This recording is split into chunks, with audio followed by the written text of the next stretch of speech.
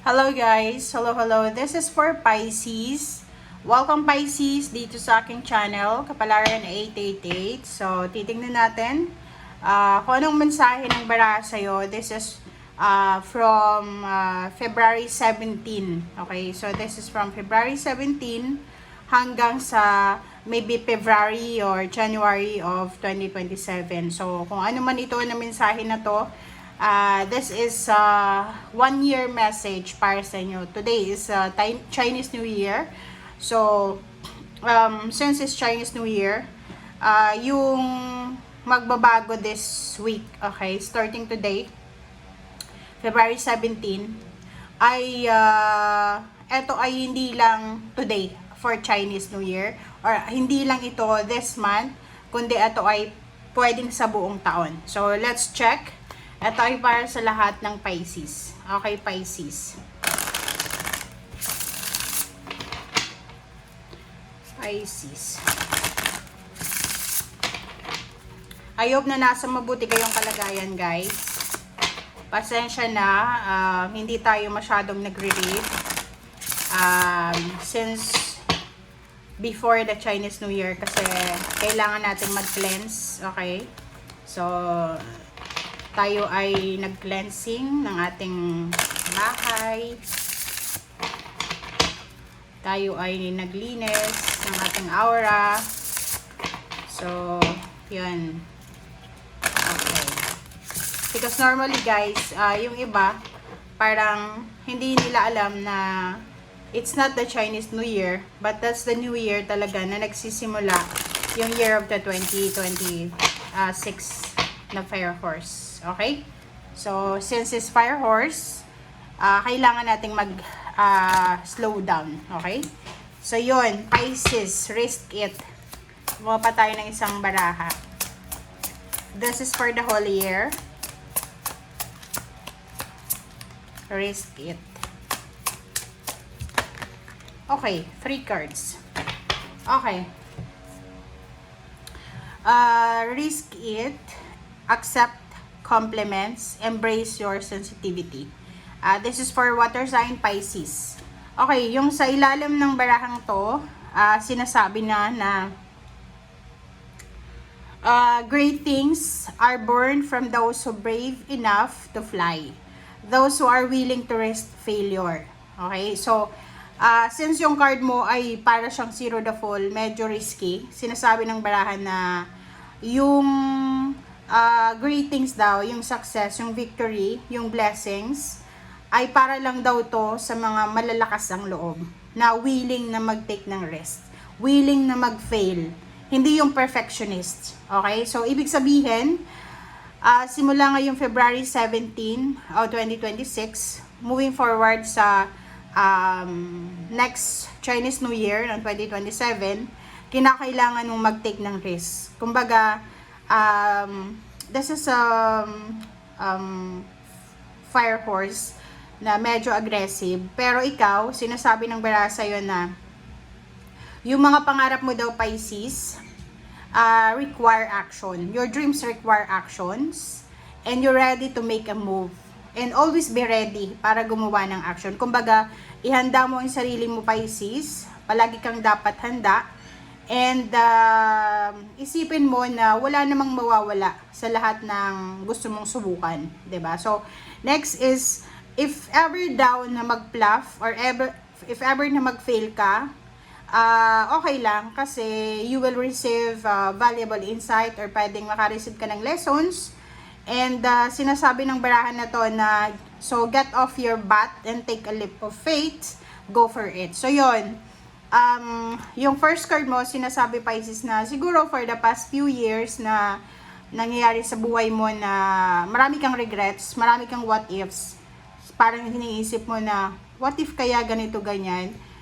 This year, sinasabi ng barahan na yung mga what if mo from the past, gawin mo na siyang action ngayon. Okay? Para next time, para next years or sa future, wala ka ng what ifs. Mag-fail ka man, okay lang yun. Lalo na kung mag-succeed ka. Pero kung yung iniisip mo daw ay yung pag-fail, natatakot ka na baka may masabi yung ibang tao, pagtawanan ka, or parang mawala yung confidence mo sa sarili mo kasi nag-fail ka. Sabi ng baraha dito, okay lang. Okay? Walang perfect na tao. Walang perfect. So, lahat ng tao nagkakamali. Pero, pag ikaw ay sumubok, pag sinubukan mo lahat, hindi yon parang pag sinubukan mo, tapos nagkamali ka, okay lang yon. Okay? Accept compliments. Okay. The next time someone gives you a compliment, say thank you. Don't shrug it off, play it down, or reject the gift. You'll be denying yourself and the giver the opportunity to share in a moment of gratitude and love. This card ay para doon sa mga Pisces na giver. Kasi minsan, di ba, pag giver ka, sanay ka na palabigay ka lang. Sanay ka na palabigay ka. So, pag may mga tao na nagbibigay sa'yo, like nagre-regalo or nagbibigay ng advice or anything, parang hindi ka convinced kasi alam mo na yung role mo palaging magbibigay. So, this card, sinasabi na tanggapin mo rin. So, if you need help, if you need money, if you need friends, if you need advices, tanggapin mo and say thank you. Okay? So, wag nating i-reject yung lahat ng tulong na posibleng darating sa buhay mo sa taong ito. Okay? And dito sinasabi ng barahan na to na you are worthy of praise. 'Di ba? Worthy ka din. Worthy, hindi lang yung Pisces na to, kailangan palagi siya yung nagbibigay. Meron din siyang karapatan tumanggap. So, tanggapin natin compliments, blessing, help, or anything. Tanggapin mo. Okay, embrace your sensitivity. Your sensitivity is the secret gateway to your intuition. So, normal yon, water sign ka, Pisces ka, lalo na yung yung iba, hindi lang Pisces pati yung water sign na Scorpio tsaka Cancer, sila ang pinaka-sensitive talaga. Pero since kasign mo sila, water sign ka, sensitive ka din. So, dito sinasabi na yung pagiging sensitive mo daw ay sagrado yan. Kasi yung di ba, mabilis kang makaramdam. Mabilis kang makaramdam, ang lakas ng intuition mo, ang lakas ng hinala mo, parang ganon. So, sinasabi ng barahan na to na yung pagiging malakas ng radar mo, okay? Ito yung magpipick up ng mga energy and signals sa paligid mo, okay? So, minsan, parang may iba na ayaw na maging parang yung ang lakas ng pakiramdam. So, ikaw, sinasabi ng baraha, asset mo daw yan. So, simula ngayong February 17, mas lalong magiging malakas yung radar mo, yung intuition mo. Okay? And, nakikita ko sa'yo dito, marami daw na milagro, tsaka synchronicities ang ma-attract mo. So, embrace your sensitivity. Parang kasi parang iniisip ng iba na ayaw nyong maging sensitive, ayaw nyong maging malakas yung radar nyo or yung intuition kasi nag-iisip kayo, nag-a-analyze. So, sinasabi ng baraha, yan gift mo yan. So, just go with the flow. Tanggapin mo kung ano yung blessings na yan. Kasi hindi lahat ng tao magaling mag-pick up, hindi lahat ng tao magaling makakuha ng energy. Ganon. Alright, so ano pa ba? This is general reading. So, pwedeng pera to or pwedeng love life. Titingnan natin.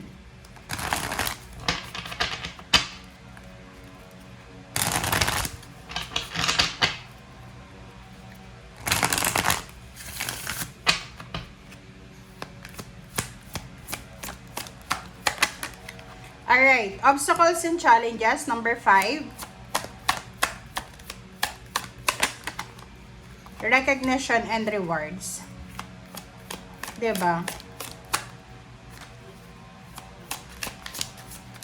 Oops. Kaya pala. And base chakra. Okay. Pisces, please comment down below.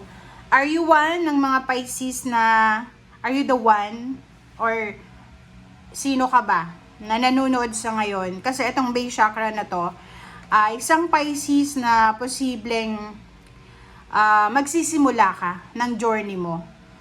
Maybe this is financial, maybe this is love life, or maybe this is all about your spiritual. So, base chakra, ito yung pinaka simula ng simula. So, like for example, kung magpapatayo tayo ng bahay, iniisip natin, ano ba yung magiging base natin?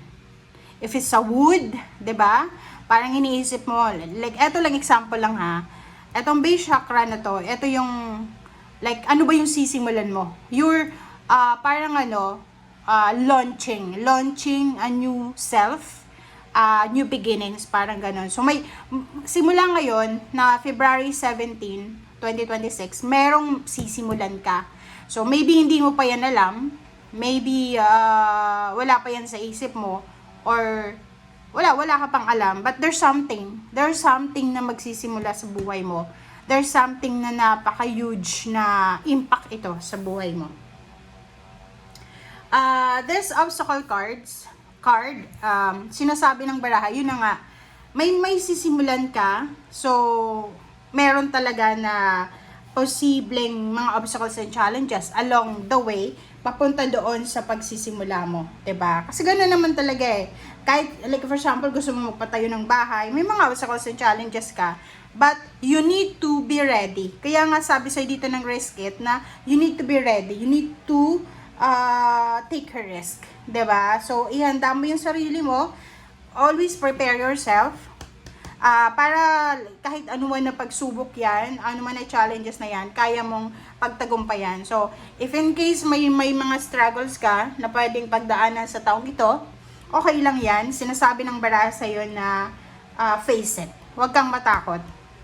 Kasi minsan, di ba, may mga plano ka na hindi mo na itutuloy. It's because may obstacles and challenges. Parang halimbawa, may plano kang mag-business, tapos may naging problema ka sa mga tauhan mo or ganito, tapos hindi mo na naituloy because natakot ka na. So dito sinasabi, wag kang matakot. And number 3, this is recognition and reward.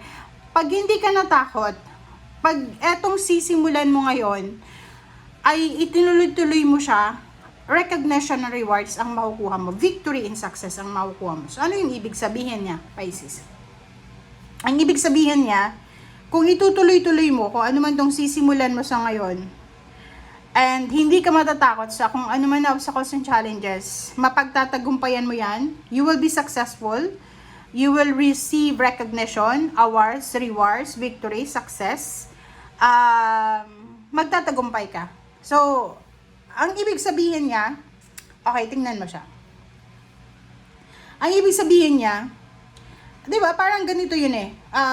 Gusto nating mag-create ng something new sa buhay natin. Gusto mong mag-diet, 'di ba?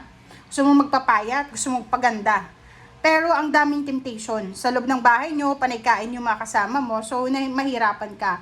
But if ano man to na obstacles na pinagdadaanan mo, once na nalabanan mo 'yan, once na pagtagumpayan mo 'yan, 'di ba? Papayat ka or pwedeng magtatagumpay ka sa kung ano man to na gagawin mo. Okay? So yun lang yung example. Alright, so ano pa ba?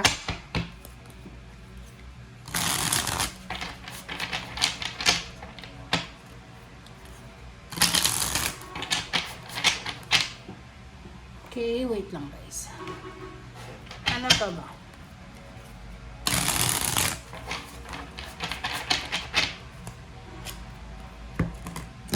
Ang dulas ng cards niya. Okay, Pisces. 'Di ba? So you're the fool, rest it. So, inuulit niya lang. Next is Page of Swords. So this is all about your future. And 8 of Swords. So this is all about the obstacles and challenges. So sinasabi ng baraha sa'yo, this is just to confirm the first cards. Ang galing ng baraha mo. Okay, sinasabi ng baraha sa'yo dito na ano man daw itong gagawin mo, ano man daw itong sisimulan mo, okay? Maraming mga tao sa paligid mo na posibleng magiging obstacles and challenges sila. Like yun na nga, like plano mong magnegosyo, plano mong magpakasal, plano mong magkaroon ng relasyon, anything na tangible yung plano mo, marami dito na posibleng kukontra. Which is okay lang naman yon. So, hayaan mo lang silang kumontra as long as na handa ka. Relationship. Pwedeng relationship to. Pwedeng karelasyon mo ang kukontra sa mga plano mo. Or possible na, are you one of the Pisces na possible na namumroblema ka na sa relationship mo, gusto mo nang makipaghiwalay, ganyan, ganito.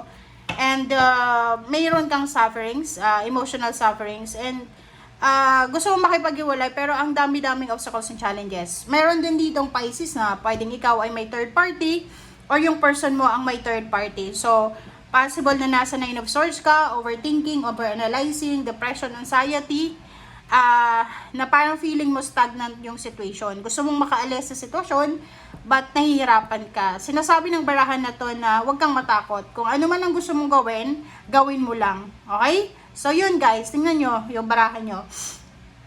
Pwedeng love life, pwedeng pera, or pwedeng spiritual siya.